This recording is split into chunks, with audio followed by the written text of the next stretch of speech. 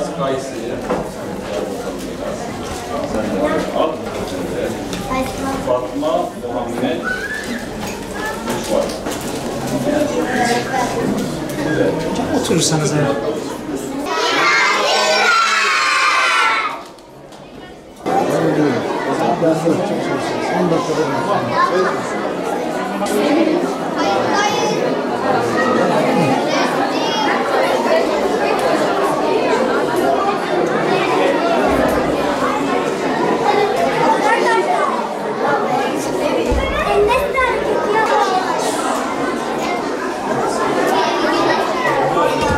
Çocuklar tatilde güzel güzel dinlenin, bu tatili hak ettiniz, güzel bir dönem geçirin, yorucu bir dönemde. Tatilde bol bol dinlenin, oyunlar oynayın ve aynı zamanda unutmayın ki bol bol kitaplarınızı da okuyun.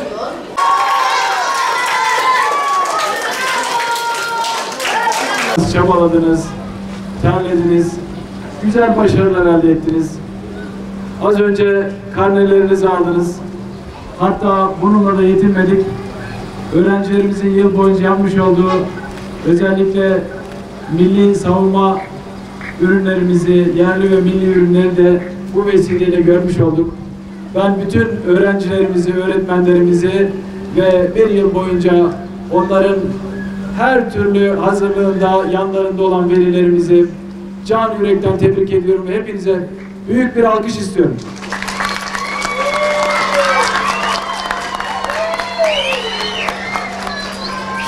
Çalıştınız, güzel bir tatili hak ettiniz.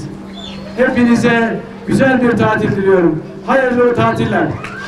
Evet, bugün 2024-2025 eğitim öğretim yılının son günüydü, karne günüydü. Bugün karnelerimizi dağıttık ve öğrencilerimizle, öğretmenlerimizle beraber bugün itibariyle tatil başlamış oldu.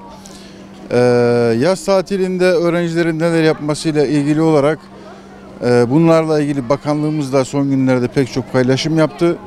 Artık günümüzde yaşam becerilerinin değer kazandığı akademik başarıdan ziyade, çünkü artık akademik bilgiye ulaşmak çok kolay. Bütün çocukların elinde, bütün vatandaşlarımızın elinde işte telefonlar, tabletler, bilgisayarlar ve anında akademik bilgiye her yerden ulaşabiliyoruz. Ama artık çocuklarımızda olması gereken özellikle yaşam becerileri.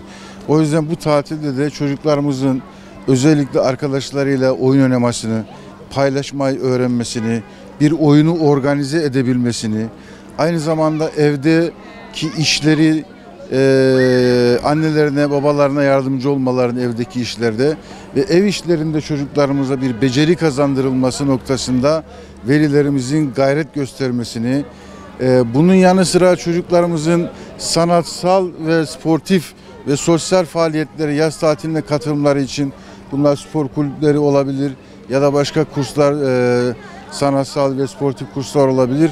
Mutlaka bunlara yönlendirilmesi gerektiğini düşünüyoruz öğrencilerin. Böyle telefondan, tabletten olabildiğince uzaklaştırmayı ve işte hikayelerle, romanlarla beraber de yine çocuklarımızın zihin dünyasını, kelime dünyasını, kelime dağarcığını zenginleştirmelerini istiyoruz. İnşallah öğrencilerimiz için bu dediğimiz doğrultuda verimli bir yaz tatili geçirmelerini istiyoruz. Bunun yanı sıra aile büyüklerini ziyaret, akrabaları ziyaret ve aile büyükleriyle, akrabalarla beraber yapılacak işte bir kahvaltı, bir piknik, bir gezi gibi faaliyetlerinde çocukların sosyal ve duygusal gelişimlerine çok önemli katkılar sunacağına inanıyoruz. Bu bağlamda verimli bir tatil geçirmelerini diliyoruz. Biz de işte az önce de söylediğimiz gibi artık ailelerimiz küçülüyor. Hatta aileler artık kurulamıyor. O yüzden var olan ailelerimizin kıymetini bilip çocuklarımıza ailenin mutluluğun kaynağı olduğunu göstermemiz gerekiyor. Bunun için de ailelerde paylaşımı arttırmamız gerekiyor. Çocuklarımıza örnek olmamız gerekiyor.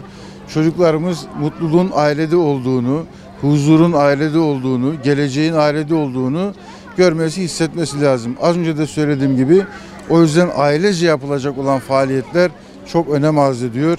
Sadece çekirdek aile değil, aynı zamanda geniş aileyi, yani dedeyi, nineyi, halayı, dayıyı, amcayı işin içine kattığımız faaliyetlere mutlaka öncelik vermemiz gerekiyor.